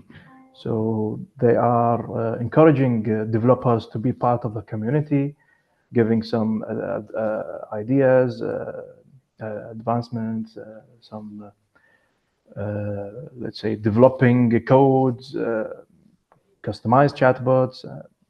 So they have a good community also. So people like to participate, in the projects. So this is one also a point which is a good point in OpenAI. All right. So what is the difference between the free GPT and the paid one? And also the second question, as Dr. Suleiman mentioned, there is a new version of ChatGPT. So what is the new thing that they added in this version, if you have any idea? So the paid version has, I think, longer context window, and currently they have images. You can upload images and you can generate images, which is not available on the free version. This is what I know. I'm not sure if there are some other features. And I have no idea about ChatGPT 5, but I think it will be similar to the one which has maybe audio also, other than text and images. But I think Dr. Suleiman, maybe he knows more about GPT-5. Yes. Well, you're absolutely correct, Fahad, with your description of the uh, different versions of ChatGPT. In a key advancements with the different versions, if you would notice, is they tend to update the database upon which it learns how to respond to prompts. So ChatGPT 5, I think they said would have information up until this year, 2023. So if you ask it questions pertaining to events or anything that came up in 2023, then it should be able to respond with some level of accuracy. So typically, you just update the database upon which it's built in the different versions, and then they tend to add a couple of new features that they deem the users would find quite handy. So I think this is the natural approach, although it's still in the working. So I may not be totally correct on this, but then I do understand that they update the database upon which, or the documents upon which they learn a lot of the hidden or latent information that they would use to respond to user prompts. As a researcher, Dr. Fahd and Dr. Suleiman, as a researcher, which of those IA software or websites is mostly helpful for a researcher and up to date? What do you think? So as Dr. Fahd shown, and thank you for that, the comparison table that you put it in the end of your presentation, I think ChatGPT is out of comparison, and the head of those IA software is cloud and board. I don't know, as I see. What do you think? So ChatGPT is much more accurate and it gives better responses. Bard usually hallucinates a lot more than ChatGPT. So in terms of content, ChatGPT is the best. Regarding the features, if you deal with long text and you would like to have more text, you can use Claude. I don't like to work with Bard a lot, but so the least one is Bard. So Claude is better if you have longer context. What I see, Dr. Fahd, I tried to check, for example, up to date, for example, articles or suggested article for 2023 and this stuff for some special topic. And ChatGPT, they didn't give me any accurate answer. However, I tried several websites that you mentioned earlier, and for me, the golden website for me is Space. What is it? Space. Yeah. I think it's really helped me a lot. I just tried it 2 days or 3 days ago, and it's really helped me, especially in literature and how, you know, sometimes I need to update the literature and this stuff. So yeah, it's really helped me. However, they give me also up-to-date references and, you know, some insight information about the article. So that's actually wonderful. That before that, it will take ages to find some accurate information. And, you know, with reading this article and, you know, these details in research paper that took a lot of time and effort to understand, especially, you know, that Q1 and Q2, sometimes, you know, the academic world, it's hard to read and understand the point of the researcher or writer. So just, you know, to conclude, as you said ChatGPT is the accurate one, but how is, okay, maybe it is accurate, but they didn't give me any citation, references or up to date. So for me, it won't help me. How it will help me in that if it's not up to date? Maybe it will give me a good answer for, I don't know, 2020. I don't know if it's maybe that if they have this until 2020 or 2021, I don't know. But for 2023, 2022, I didn't see a good references or any references about several topics that I wrote about. Yeah, you asked the question about which of the three of the chatbots. So that's the answer was specific to the three of the chatbots. Claude, Bard, and ChatGPT. ChatGPT. Yeah, which is my preference is ChatGPT, then Claude, then Bard. But yeah, we mentioned during the talk that they tend to hallucinate in terms of references, articles, research papers, the three of them.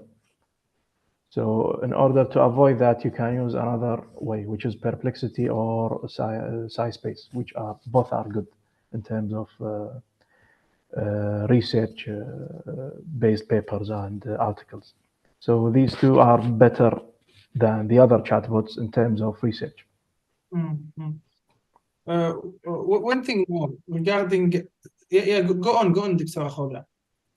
I have a question for Dr. Suleiman and Dr. Fahad, away from ChatGPT. Let's go back to AI techniques. Some companies used algorithms or AI techniques to automate the recruiting process, right? So they found that AI techniques mostly biased, and they recruited males more than female candidates. Do you think there is a way to reduce the AI bias? Well, in this example, how can we minimize the bias? Well, there. Well, I think sorry. AI. We're looking for trustworthy AI, and if it's Yes, yes, biased, and the data was taken from biased people, so how yeah. can we recover The that? model. Yeah, I would say essentially that we need to implement fairness. Well, this one way to do this is to ensure that the training data we have is as diverse as possible. This way, if we apply our uh, um, machine learning algorithms, the ones we are quite accustomed to, then we can ensure that the machine learning algorithm is learning from data that kind of represents the entire demography. Mm. This could be whether it's about race or gender or We whatever eliminate we choose. Yeah. if we eliminate one of the parameters, like the name, for example, or can that help? Yes, there are several approaches to implement fairness. Um, and it's still an active area of research, I would say. There's still lots of work going on right now in terms of implementing fairness.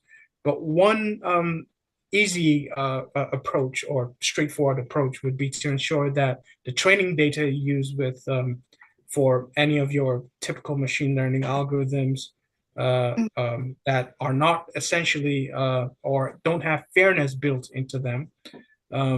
You need to ensure that the data you have or the data you're using for training represents the entire, is quite diverse, that it represents the entire group, so that it doesn't learn from biased data. And then this would propagate into giving you prompts or results that are not fair in terms of how to allocate resources, uh, especially as it relates to job placements, and hiring. Thank you very much. Okay, back to ChatGPT. Very popular. Sorry. Dr. Fahid and also Dr. Sulaiman, regarding ChatGPT, how about the paraphrase or rewrite a sentence or this stuff? Is that okay? If sometimes we want to ask ChatGPT to rewrite a sentence or maybe paraphrase a sentence, and we talk it and put it in our research. Is that fine or it's not ethical? I don't know. Okay, do you want to go, Fahad? You can go. Okay. In my candid opinion, it would be that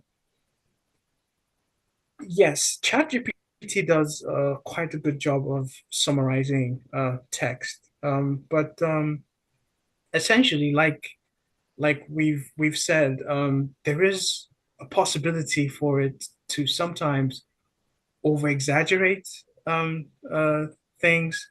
So it would be a good idea to always read whatever it prompts for you and ensure that that is the language you want to use in presenting your text, because sometimes it can misunderstand what you're trying to say and then summarize a text that does not necessarily capture the message you want to pass across to your audience. So in my candid view, it will be that yes, you can use this to summarize. Sometimes it does it quite pretty well, but in some instances, you need to be careful and make sure you read through every summary it gives you to ensure that it's actually capturing uh, uh, the right uh, details or right information that it's supposed to capture from that text. If we talk about paraphrase and rewrite, Dr. Suleiman, not about summary. I totally understand your point, but what about rewrite a sentence or paraphrase? So let's focus on those, for example. Well, I would say for rewriting, I have used a couple of the free versions before to see if it could rewrite text. In certain instances, it performs well, and in certain instances, it does perform poorly. In fact, in some instances, it gives me exactly the same text, or probably just changes a few words in the sentence. But then I would say also that depending on how you prompt it, your response might be different. So if you ask the questions in a certain way, if you ask it to paraphrase, for example, or if you ask it to rewrite, you would naturally need to provide a clear or a clear description of what you needed to do before you can get the right kind of responses. And severally, I do have to, like, there are certain times when I run a prompt, ask it to paraphrase something, and it doesn't get it exactly as I want it to do. I actually give it an opportunity to rerun that exact task, and then it seems to improve with a subsequent rerun. So it's all about the strategy and approach you take to using these softwares that makes the difference in certain cases. Okay. Yeah, I agree with Dr. Suleiman regarding that. One more point is the style. So each researcher has his own style or her own style. So sometimes ChatGPT is trained on a large amount of data and written by different types of authors. So every time you ask it about a different sentence or a different topic, the style will be different. And sometimes your style is different. So if the reviewer, for example, or if the one that is reading your research is smart enough, he can know that these paragraphs are not written by the same author, which is an active area of research in the computer science, which is related to style transfer. Okay, so it can be seen that this is not the author's words. So this is not a good place to be into. What? Okay. Far away from the style and this stuff. What about what about Turnitin? Will it catch it, for example? What I've seen that Turnitin is implementing their own AI generated text detector, and Turnitin, we don't know what they are doing exactly, but there is also research. This is a field of research, and a new field of research, which is detecting AI generated text or even code. And there are many algorithms developing every day, and this is very active. But currently, there is no way to know if text is generated by an AI or not completely, very high accuracy. But maybe it will be created in the future, and it will be part of Turnitin, and it will be part of other tools available online. I think it's already active, and as you said, plus there is many journals. Before I can submit my paper, they ask for this, like confirm that it didn't take something from AI softwares and websites, this stuff. Sometimes really, يعني, it will be easier to to ask ChatGPT or any other website, to paraphrase a sentence, academic sentence, let's say, that hard to paraphrase it. Maybe I can paraphrase, but change a couple of words doesn't change a lot.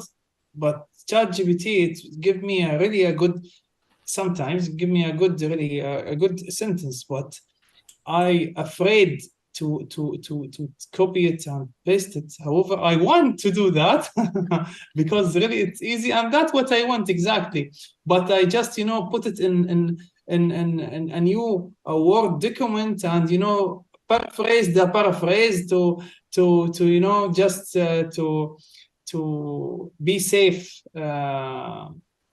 in when I submit any papers, or I don't know, maybe it will catch in something, catch in Turnitin or other websites. So that's why I just want to make sure if anyone have any experience regarding, any AI softwares and research, this stuff. I don't know if Dr. Suleiman have an experience about this or Yes, something. it's I think everything we are talking about when it relates to being able to detect generative AI falls under the new field of AI governance. So we're actually looking at new ways to govern AI, and because obviously governance would mean we need to come up with regulations and policies and all that to guide how we use AI and where we use it. And these are practically new days. We haven't gone far in the use of these tools. It's just I think ChatGPT's the first model was sometime last year, about a year ago or something like that. So it's still I think the policy around AI governance is still developing. So it would actually mean what happens now would be that every, especially like the journals, they would have their own policies on what is acceptable when we use generative AI to help us write research papers. For instance, I think there was a journal in Elsevier that did say they do allow people use generative AI, but then they also mentioned that it should be in some way stated that you use generative AI for certain parts of your text. Meanwhile, I'm not too sure about IEEE's policy on generative AI. I don't think I've come across that, but I do think in the months or years to come, these policies would definitely become more mature as we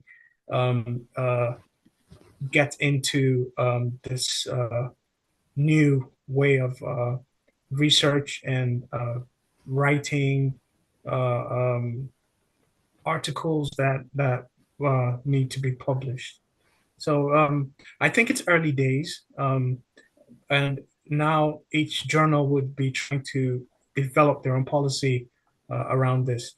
And one last thing to mention is to reiterate what Fahad said, which is that there are AI tools to detect AI generated text, but these are not essentially to be taken as being accurate.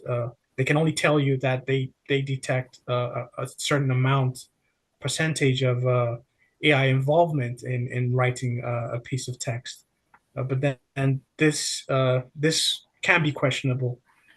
We can't really tell how accurate these models are at this point. Yes. Yeah, another approach which was also not accurate, that you can ask the ChatGPT itself, did you write this or not? And the results were not very accurate regarding that. Because as we mentioned, there is a creativity randomness in ChatGPT, and when you ask it a certain question, it can give you different answers. So if you take one of the answers and ask it back, it may tell you, yes, I wrote this, and it may tell you, no, I didn't write this. So it's not accurate. It's not accurate. Okay, one last question. Just a suggestion from both of you. If you have any website or one of those software that can help us to write or doing a PowerPoint, but not as what you show us, Dr. Fahd, text, and then I think you link it with the PowerPoint or something. No, if there is a website or software that can do the whole PowerPoint with the formatting and the style and everything. If you know any suggestions. From what I have seen, most of the websites are not good regarding the presentation. So it's still being developed. What is the best one that you do? The best is what I mentioned, manually asking the chatbot to get you the content, and then you can arrange the content as you like. Dr. Ashfawla? Dr. Ahmed, I think you can use Gamma website. It can provide topics and designs for PowerPoint, suggested topics and design for any topic you want. Gamma? Gamma. Yeah, I'll text it to you. That's it for me. If you have anything, Dr. Khawla? No, I'm done with my questions. Thank you very much. I really enjoyed the session. Same here. Please, last word before we end today's session. Dr. Fahd? Thank you for hosting this wonderful event, and a special thanks to Dr. Sulaiman for his interesting topic also. And it's been a pleasure. Dr. Sulaiman. Well, thank you all, particularly Dr. Ahmed, Dr. Kala. Thank you so much for inviting me for this talk. Thank you, Dr. Fahad, for your very insightful take on generative AI. That was really very, very helpful. I did learn a lot from that presentation as well. So yeah, thank you, and thanks again to the listeners. We appreciate the time that you had to come and listen to us discuss AI, smart cities, business, and research tools. So once again, thank you all very much. Thank you. Thanks for both of you, Dr. Fahd, Dr. Sulaiman, also Dr. Khawla, for your efforts and also for your time. I know I think in UK it's close to weekend. Inshallah, tomorrow I think the last day. We are in holiday. We are in weekend. We start our weekend from today.